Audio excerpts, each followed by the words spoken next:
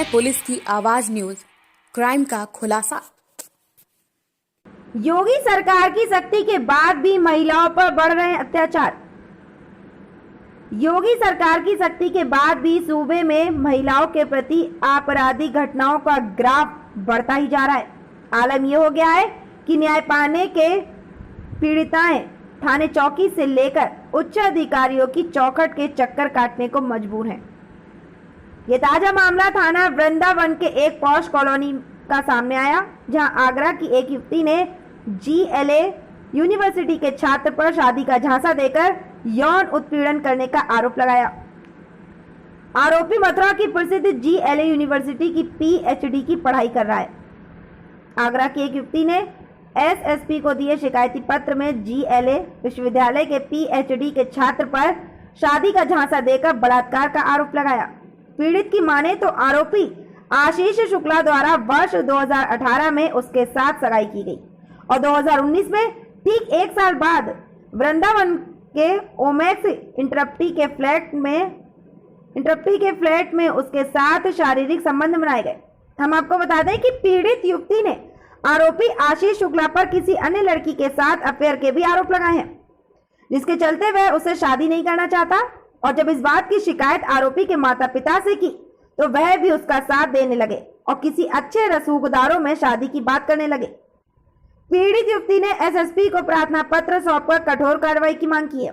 SSP के आदेश के बाद चौकी जयंत पुलिस आरोपी को GLA यूनिवर्सिटी से लाकर जांच पड़ताल करने में जुटी है। वहीं पीड़िता के अनुसार वह किसी तरह का समझौता नहीं करना चाहती, बल्कि उसने आरोपी के खिलाफ कार्रवाई की मांग की है।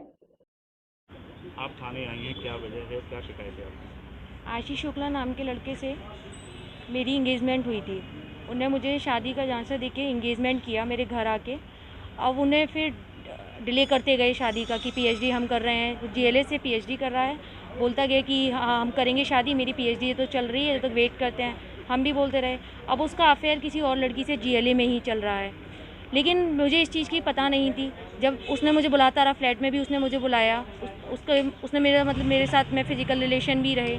फिर जब मैंने उससे शादी के लिए बात किया तो वो मुझसे बोलने लग गया कि मुझे कोई शादी वादी नहीं करनी है, मैं तो किसी और से प्यार करता हूँ और मैं तो जो भी तू करेगी, अब मेरे लिए एक्शन लेगी तो मेरे पापा की बहुत दूर तक पहुँच है, क्या कर पाएगी तू मेरा, और अपनी बदनामी करा लेगी। मैं तेरे को इतना बदनाम कर दूँगा कि तू कुछ भी मेरा उखाड़ नहीं पाएगी। उसने मुझे ये धमकी दी। फिर हमने कोशिश किया उसके फादर से कांटेक्ट करने का। उसके फादर बोलने लग गए कि हमें लड़का तो PhD कर रहा है और अब हमारे लिए तो और अच्छे रिश्ते आ रहे हैं, हमारा लड़का जब शादी के लिए तैयार नहीं है तो हम क्या करें। तो हमने कोशिश की कि आप आइए, बैठ के बात कीजिए हमसे, तो वो बैठ के बात करने को तैयार नहीं थे।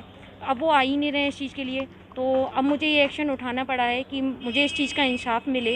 इस चीज़ की जो भी है, आप इस चीज़ का पुलिस वाले एक्शन लें, उन्हें सज़ा, जो भी सज़ा है वो उनके लिए वेरीफाई की जाए। जैसे आपके कांटेक्ट में कैसे आए और कब से संपर्क थे आप लोगों को? ये 2015 में हम लोग साथ में पढ़ते थे, तो उस टाइम पे हम लोग जानने लगे। हमने अपने घर में बताई ये वाली चीज़, फिर हम लोग का इंगेजमेंट कर दिया।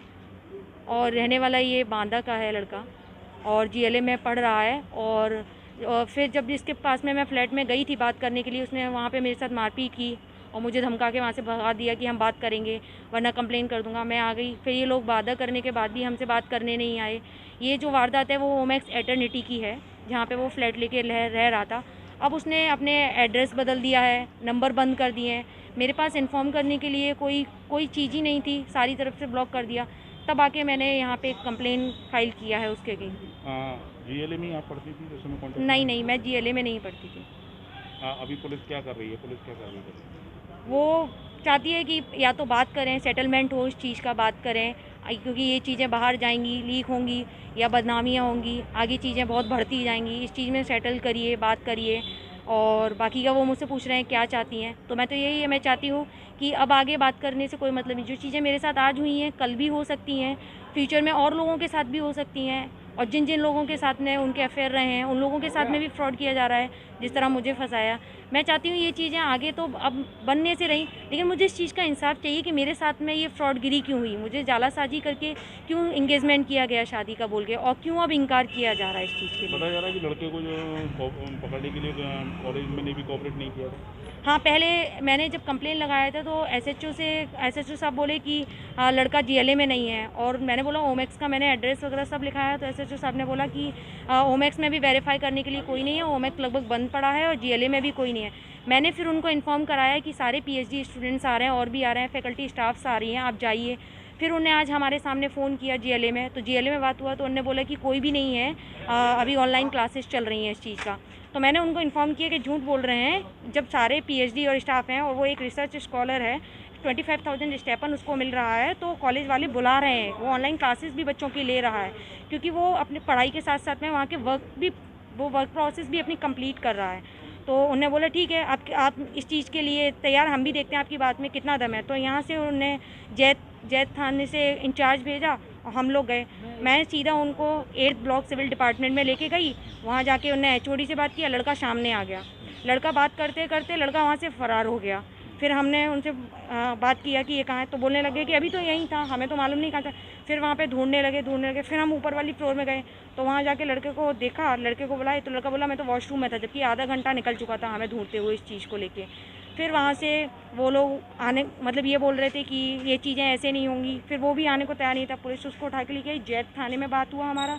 फिर हमें आपसी में बात कराए कि आप लोग आपस में बात करिए, इस चीज़ का आपस में बात करके इस चीज़ का समझौता करिए, आप लोग क्या चाहते हैं। हमारा मानना तो यही है कि आप लोग बात करिए, अपने पेरेंट्स को इन्वॉल्व करिए इस चीज़ में, ताकि ये आगे बातें ना जाएं। तो लड़का बोलने लगे कि क्या चाहती है तू चाहती है शादी करना, तो मैं शादी के लिए तैयार हूँ। तो मैं ऐसे प्रेशराइज में शादी करना नहीं चाहती हूँ। मुझे तो ये है कि मेरे साथ में अगर आपको शादी नहीं करना था तो क्यों इंगेजमेंट किया, क्यों मुझे अभी तक दिलासा देते रहे कि शादी होगा। तो मैं चाहती हूँ अब इस चीज़ में कानूनी कार्रवाई करना, जिसके लिए उनको जो भी पनिशमेंट हो, जो भी सेक्शन हो, वो सब किए जाएँ। बाकी का जो भी है कानून के द्वारा जो भी चीज़ें हैं वो करी जाएँ।